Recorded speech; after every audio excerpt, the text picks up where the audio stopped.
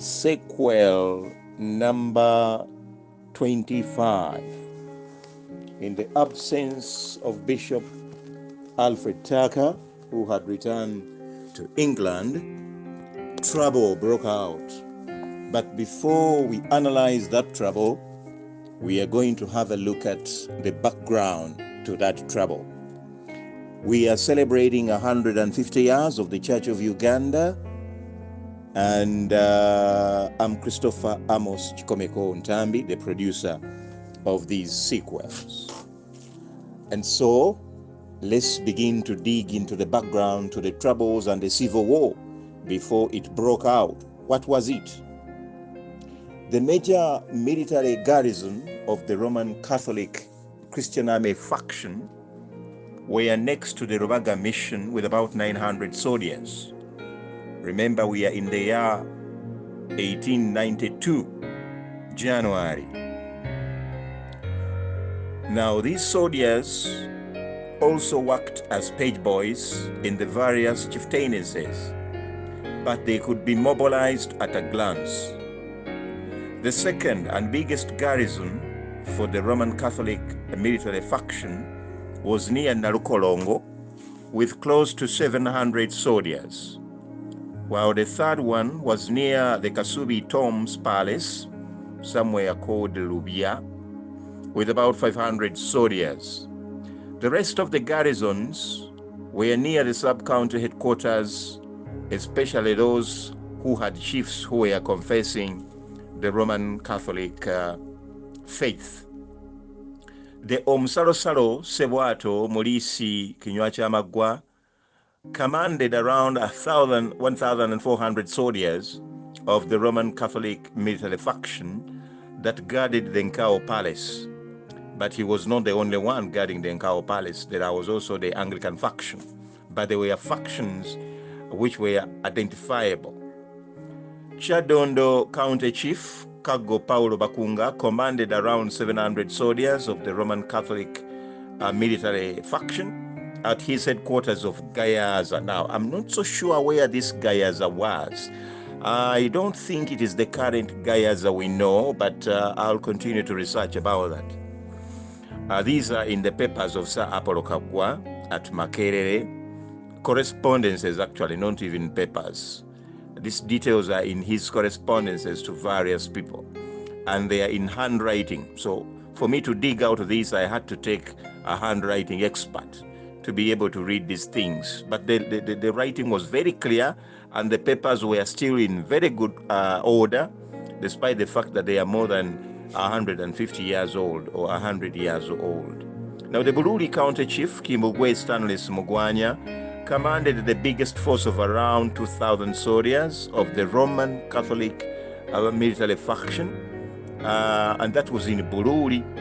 The Baruri were very alert over Bunyoro Hills, just in case of any surprise attack from there.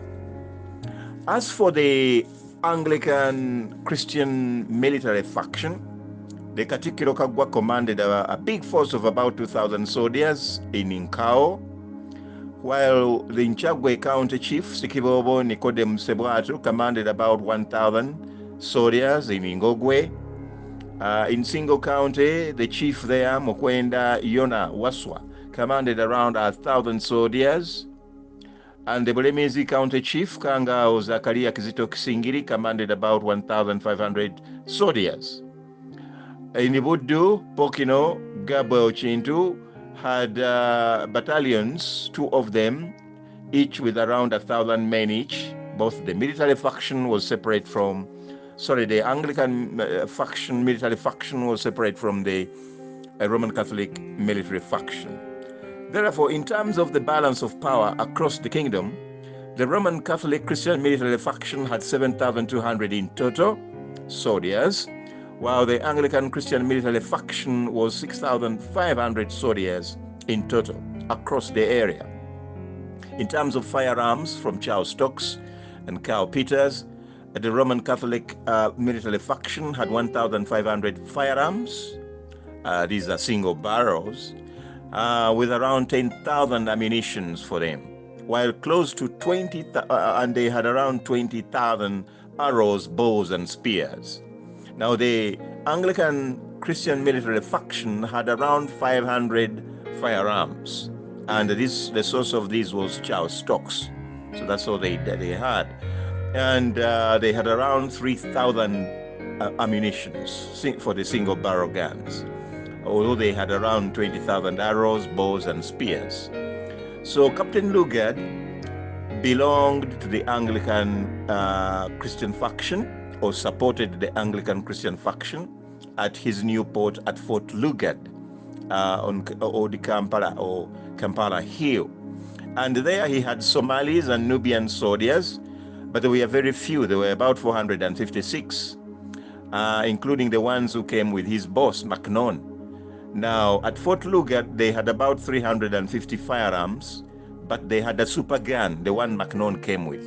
The maximum cannon gun was situated there.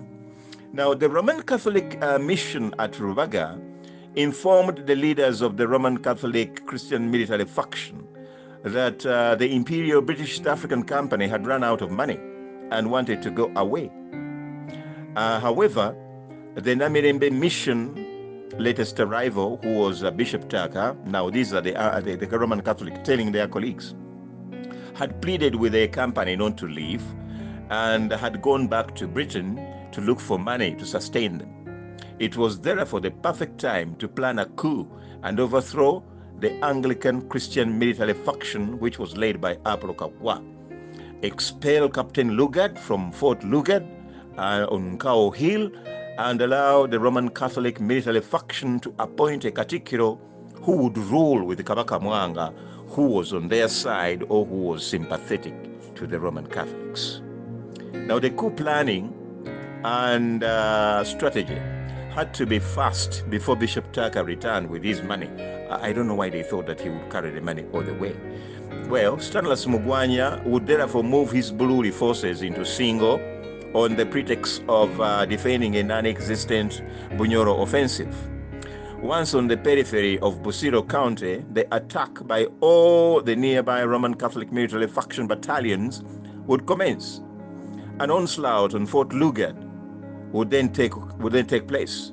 The Kago and the Omsalo forces, which were all were led by Roman Catholic faction military leaders, would go for the Obutikiro house, definitely to kill Apollo Kagwa. And once Captain Lugard and Apollo Kagwa were killed, it would be easy to subdue the Anglican Christian military faction because they would have no leader.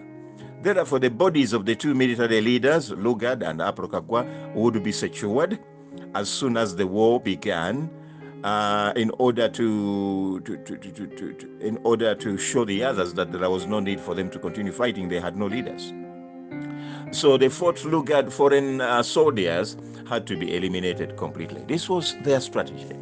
Now, Captain Frederick Lugard went to Toro Kingdom to secure more Nubian soldiers who were left by the fleeing Emin Pasha in 1889. But because he had no money, he ended up helping to fight the invading Bunyoro King Kabarega. It was after he scored victory that he secured some of them. Lugard also used that chance to secure his company treaty with Toro Kingdom and Ankole Kingdoms.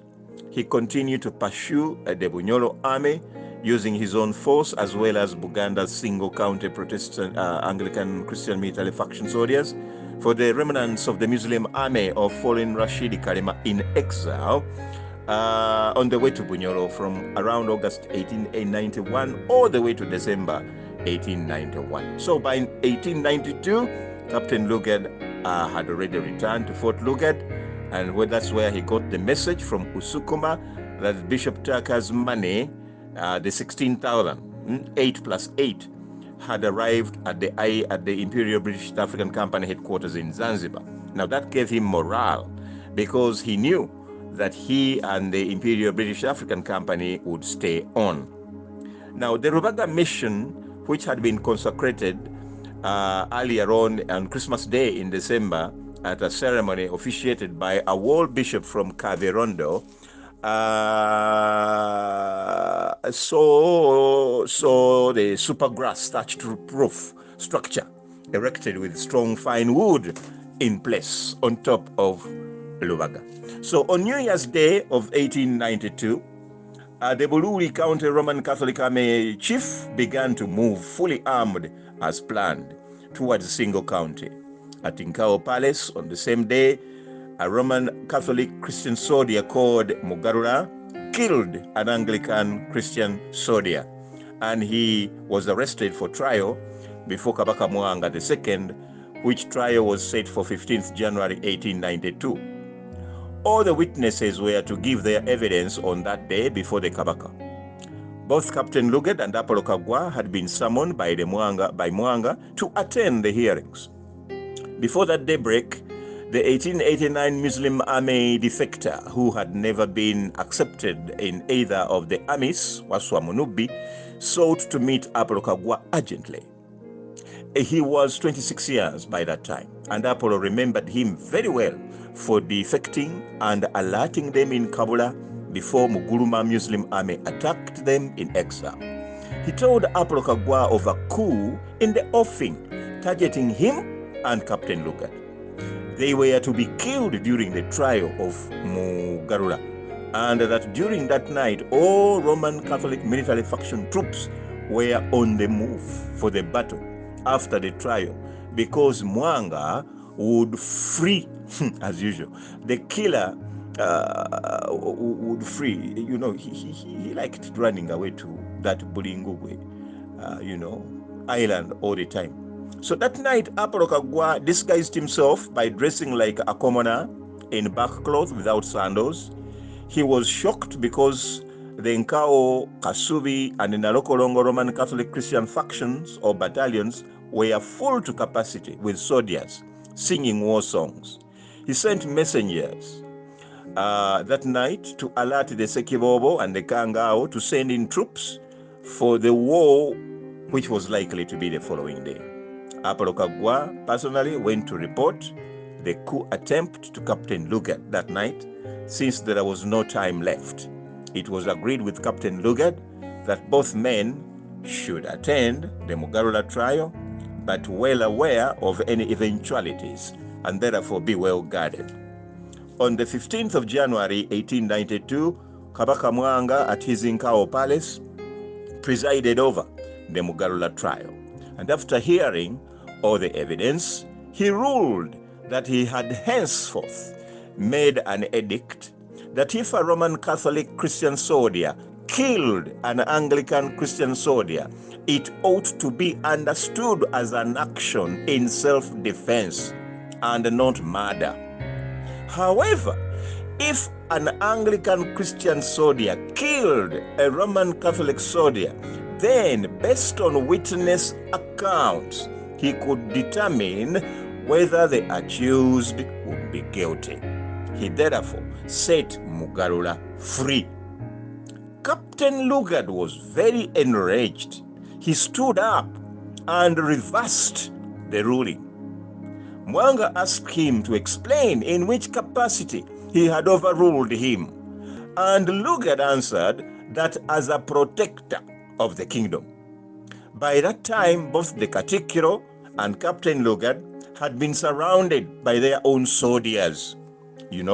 Their own men, yes, they had surrounded them to make sure that they are okay. So immediately, gunfire started outside the palace, and everyone scampered, including Captain Lugard and Apollo Kagwa and their soldiers. The two escaped because of the human shield created by the Nubian and Somali soldiers, many of whom fell injured only for some others to replace them. The other firepower of the soldiers was again each on each other, and the Kabaka Mwanga too was safely whisked away by the Roman Catholic Christian military faction, and they took him to his Nsambya County home, where he monitored the civil war. So this was the background of the trouble, and this is how the trouble began. So tomorrow in sequel 26, we shall see the real civil war, the real battle, the battle within the palace. But the troops are on the move. As much as the Roman Catholic faction troops are already in station, the Anglican Christian military faction forces are on the move. They are heading towards the capital, Nkau. There is going to be a civil war, and this we shall hear about tomorrow in our sequel number 26. May the good Lord bless us all. Amen.